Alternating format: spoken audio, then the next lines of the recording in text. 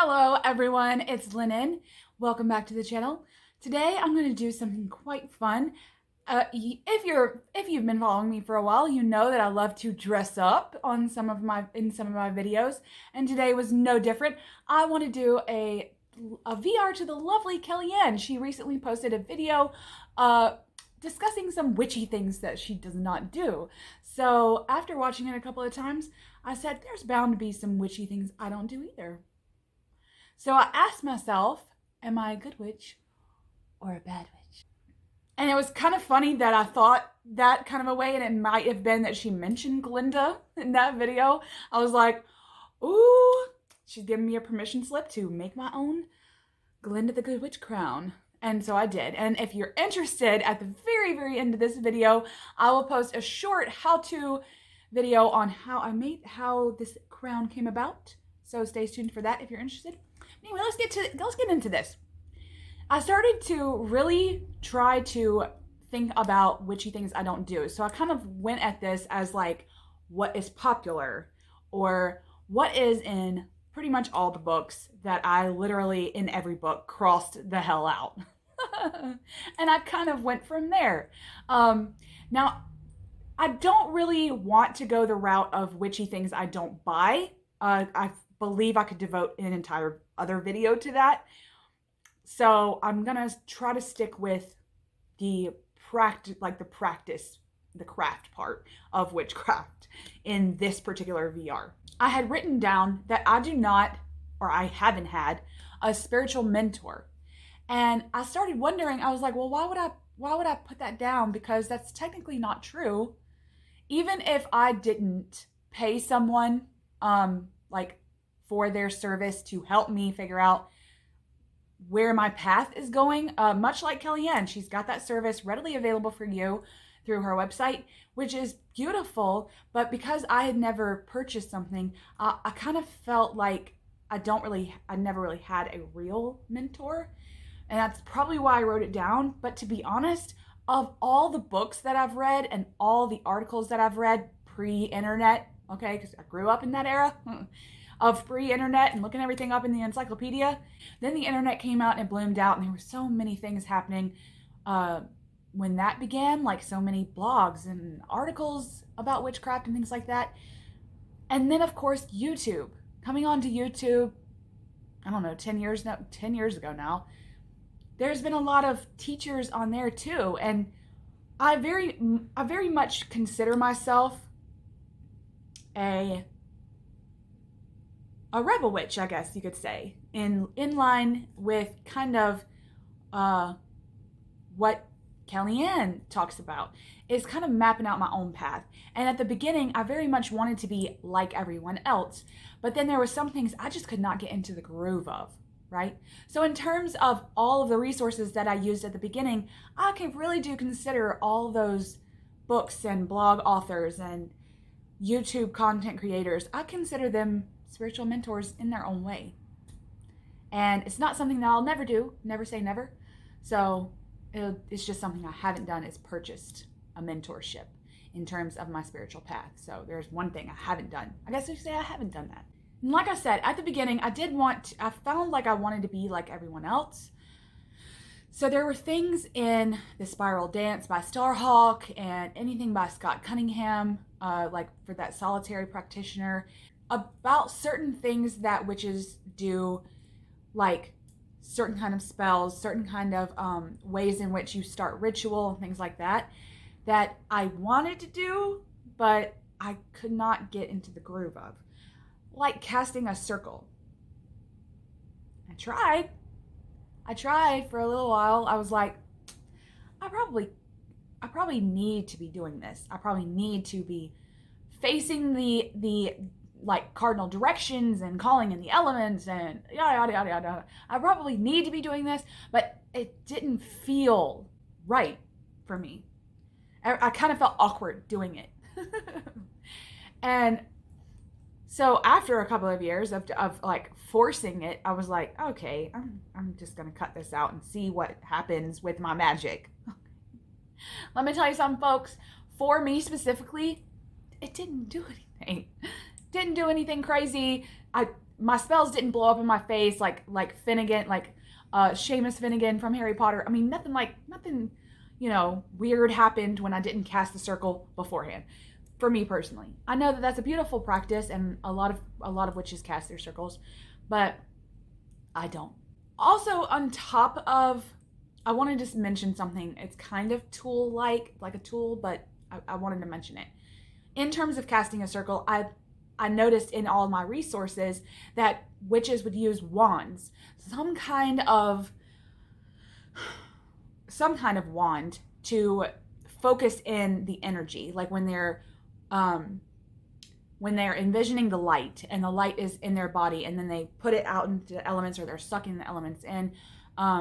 They use this wand, right, as a source of their power, and a transference, like a way in which to transfer the energy. And I wanted to get on that bandwagon too, because of course wands are beautiful, right? But I never got into having a specific wand. I do remember a teen witch Lennon used to paint all of my fingernails except my index fingers. And I would paint them a totally separate color, or just put glitter polish on them, or leave them blank. And one person asked me, back when I used to do it, you know, in my teen years, why I did this finger. You know, nowadays they do like these middle fingers or whatever. It's like the thing now. But back in the day, okay, before that shit was cool, I did these. And someone asked me one time, and I said, because these are my casting fingers. This is my casting finger. It's just something weird that I thought about, and that I did, and it made me feel inherently witchy, that my power was coming out of my fingertips, you know, like a Disney witch. And so that's become my wand, literally my fingers. So, you know, there's that. So that's a tool that I don't use, on top of not casting a circle. Oh my God. Also, let me ramble here for a second. Also, there's something inherently witchy about finding sticks out in nature. Now, there's always been like this niggling, because I read this years, like beginner for me. I read this somewhere that you're not supposed to like break sticks, or break stuff off of the living plant, or the tree, or the bush, or the shrub. And that's always kind of niggled at me. So when I find something and it's pretty, I'm like, oh, I can't take that. So it's like a witchy superstition. So you have to let it fall naturally, you know, in order for you to absorb its, like grab it and absorb its power. So anyway, but there used to be sticks that would fall down, that in like under the bark, right? They look like little squiggly lines. Okay. I hope you know what I'm talking about. Like the bugs would carve them out through the wood, right? And I used to love finding those specific sticks, because it always felt like the universe was sending me messages I couldn't decode in like the secret bug language, you know? So I used to like hoard all these. I mean, I didn't do anything with them, but like put them like on my like end table in bedrooms, and on bookshelves and things like that. My mom used to get so mad. She's like, okay, the stick's not doing nothing. But what I probably was doing was like setting up little teen witch linen altars without my even knowing about it, you know? Which leads me on to the next point. I don't have an altar. I know that so many witches have so many beautiful altars that they share here on YouTube, or in their blogs, or on Instagram. And they have like some really cool, aesthetically pleasing things on their altars. I don't have an actual table that I devote to altar space. I mean, you know, but I do have certain surfaces in my house, end tables, and anyway, I have lots of surfaces in the house that has certain things on them, like maybe there's a magical working, or a candle with some incense. And I have like these things that hold, they're like business card holders, right? Like tarot card holders that could either hold a tarot card. Like if I feel drawn to doing the working around tarot, I can surround a whole aesthetically pleasing small little thing on any surface in the house. And that's just kind of where I go with, I guess you could call it altar work. But in terms of an altar, I don't have one. There's a lot of things that I would put on an altar and that I know about myself that I would put on an altar space had I had the space and the room. But right now in my life, and ever since I started witchcraft, I never really did it. Like, I never really did the whole table and the altar thing. I just kind of put shit wherever I put it, you know? And so I guess it is something that I will do eventually, but it's not something that I have done yet, is have an altar space. And I guess on top of that, I don't really have, there's not a huge part of my practice that revolves around the elements. Now, hang on, okay? Let me finish. That doesn't mean to say that my part of my, I guess you could say, my specific branch of paganism doesn't revolve around the elements. That's not what I'm saying. I just mean I don't have them symbolically, I don't have the symbolic items that most witches do. I don't have an athame, I don't have a chalice, I have lots of houseplants, and I have lots of incense burners. I have lots of candles, right? And in terms of water, I have moon water that I have made, and I keep on one of my tables. So I have the elements present, but in terms of like all together and having them like north, south, east, and west, you know, it's like I don't do any of that. So is that weird? In terms of spells, oh, this is gonna sound nuts, but we're gonna go with it. I am very much, I guess you could call me a mind witch. Thank you, Jesse Huttenberg. I am a researcher at heart. That is where my love lies with most of my craft, is that I love to research. I love to read, and not so much, it's not all witchy books either. I mean, I read a lot of Nietzsche. I read a lot of Einstein. I read a lot of Stephen Hawking. I read, I like to read textbooks. I had this wonderful teacher in high school that had this, this way in which you read textbooks, and I don't know, she was just like a fucking genius. Anyway, so now I love it. And anthropology. So I read a lot of like science-based texts as well. And upon reading those, I read, of course, everyone knows this quote by Einstein, that insanity is defined as doing the same thing twice and expecting different results. So what did this mind witchy Lennan do? She tries not to do the same spell twice. And there's a reason for this. I had convinced myself that if I had a headache 2 weeks ago, right, and I wrote a spell, or I've already had a spell in my Book of Shadows that's a headache spell, right? It's a bare bones spell. And what I will do is I will do something for me for that moment with that spell. Like I'll add an ingredient or take away an ingredient or mush the words around that will directly reflect the Lennan that was then. And then if I have a headache today, I will take that bare bones headache spell and do something completely different. Because there's something almost like that superstition. It's a niggling in my brain. I think, okay, well, the Lennan 2 weeks ago isn't the Lennan that is now. God, that sounds like Alice in Wonderland, doesn't it? Because I was not who I was yesterday. How many movie references can I make in this one video? So I had, I guess, utterly convinced myself that Einstein was onto something, and that if I did a spell for the Lennan that was then, and I did the exact same spell today, these are two different Lennans in time and space. So why would I do the same spell? And it's not so much that I'm completely changing them, okay? Like I said, there is a bare bones spell here that I keep with me, and I kind of learn and grow and see what works and what doesn't. So if I do change it and it doesn't happen to work, then I'll just kind of figure out what I did differently. That helps too, is to know that, oh, I changed this ingredient, maybe that doesn't work with headaches. So there's that, never the same spell twice. Thanks, Einstein. I guess, one of the last things I'll say is correspondences. Okay. Ooh, this is a big one. This is a big one for me.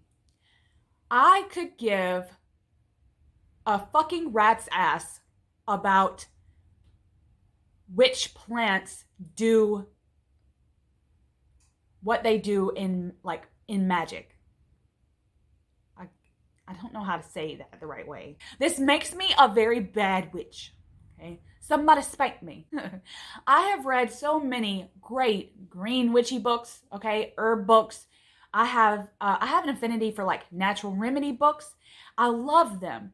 But in terms of my magic workings, I just go with what I feel is prevalent. Like what will be prevalent, what will like really make the magic work. Like I have a pretty big herb garden, right? So if a spell comes along and they say that you need some kind of like, let's just say mugwort, right? I don't have any mugwort. So if I just want to use yarrow, just because it happens to be blooming and the leaves are good and juicy, right? Not juicy, but you know what I mean. Good for the picking. I'll use those.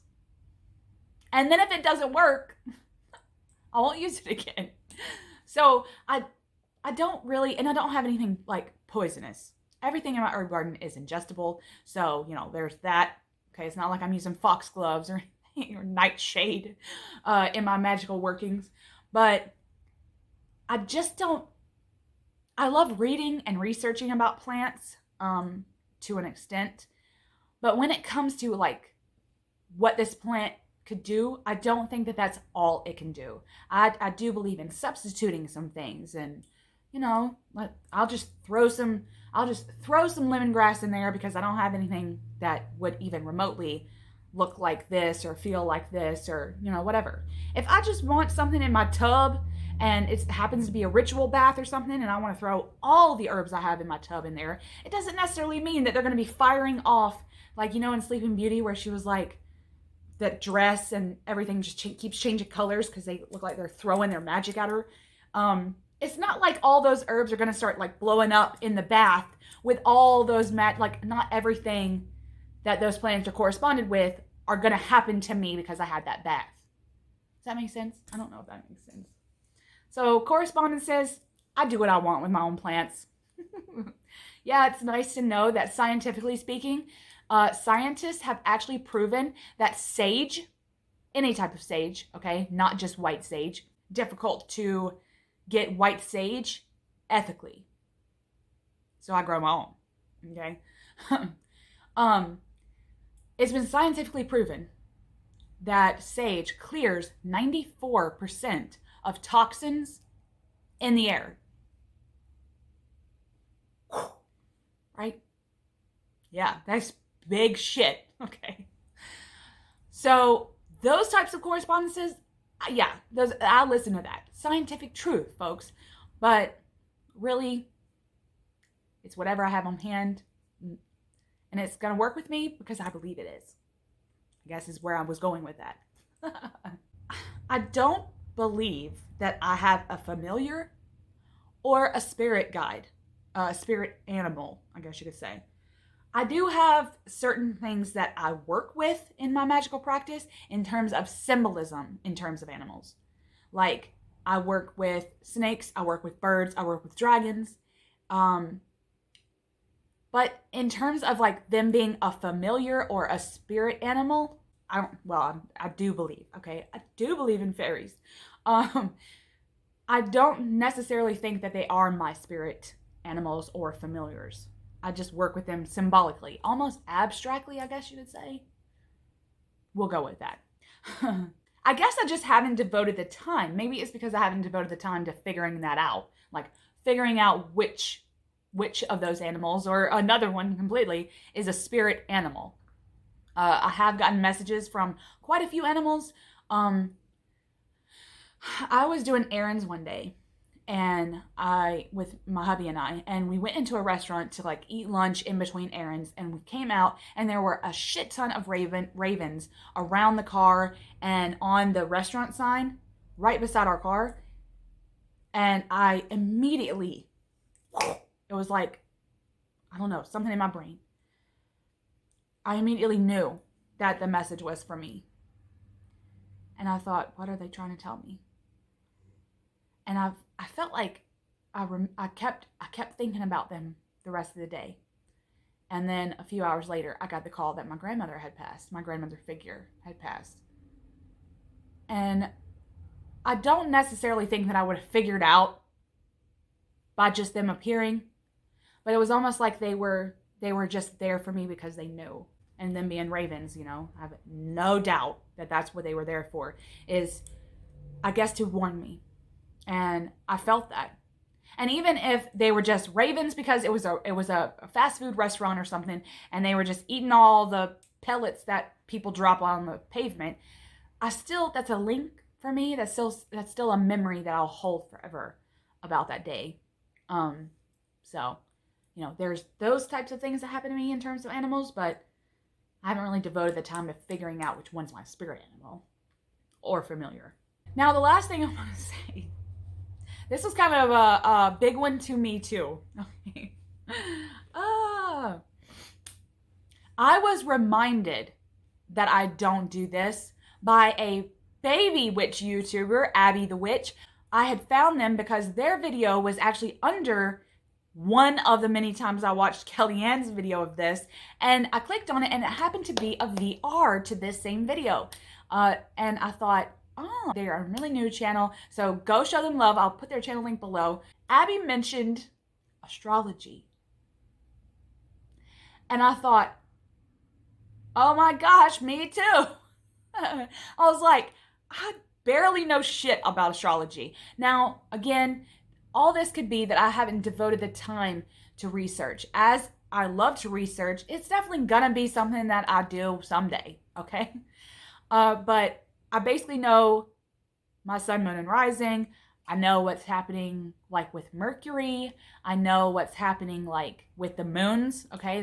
That's a high love of mine, is moon work and moon magic. But, you know, in terms of like all the other planets and houses and decons and all that, no, I don't know anything about anything like that. So when Abi mentioned it in their video, I thought, okay, yeah, me too. I need to mention that in my VR. So, lovely people, I'm sure that there's lots of other witchy things that I do not do. But this is all I was able to like get out from my brain. Stay tuned if you're interested in watching this like short how-to video of Glinda the Good Witch's crown. And tell me down below whether you think I'm a good witch or a bad witch. And I hope to see everyone again on the channel. Much love. Okay, so the first thing I want to have you do when you're making a crown of any kind is measure the circumference of your head. Measure it where you would like this crown or hat or whatever you want to call it to sit on your head. Measure the circumference. Now what I do is I lay out my scrap paper. In this example, I used some shiny paper that I had laying around, like some glittery paper, and I lay it out with my measuring tape, and I give myself a couple of inches of room, I guess you could say, to go by. And once I have that, and I glue all the pieces of scraps in a line and measure how tall I want the whole thing to be. I did want it to be quite tall because I do want this to look like Glinda the Good Witch's crown. And right now I'm kind of showing you what I had laying around in my craft bin. I had some foil paper, I had some rhinestones and some stickers, some glitter glue, and just all kinds of scraps that I had laying around. So I didn't purchase anything for this. You're more than welcome. I've been known to use just plain aluminum foil when I want to make crowns. I used to do that a lot with my children when we were playing dress up when they were younger. I used to make them little prince crowns, which they loved. They didn't last very long, but you know, it's just for fun. Right here, I tend to like, I'm going crazy with these rhinestone and pearl stickers. There is a big emphasis on Glinda's forehead, like right where her third eye is. That just seems to be bejeweled. And so I did kind of go crazy, and it did get me in touch with my inner child, which I loved. The whole process, really, I wanted the whole thing to look almost identical to Glinda the Good Witch in the movie, in the original movie. And So I did try to, like, as I was going, map it out in my head as I was doing it, but overall I did want it to look very much like no one would be able to dispute the fact that this is a Glinda the Good Witch crown. So there is, like I said, a big emphasis in the middle of her forehead with a whole bunch of jewels, so you can have that in mind. You can map it out however you want. You can stack them on top of each other, hot glue a whole bunch of stuff there. Hers did like come way down the forehead, but I didn't want it to be super imposing and like stabbing me in the eyes and things, so I didn't want to risk any kind of imposing thing in the forehead. So I made mine as small as possible. So I bejeweled the center of this crown. Now the top, you notice that I have these 5 little starburst things that I really tried to map out using a template. I really tried to map out almost the exact shape from the crown that she has in the movie. But you can use any shape. You can use stars, moons, whatever. You can use any kind of shape you want. I just wanted this to look very much Glinda. So I tried the best I could.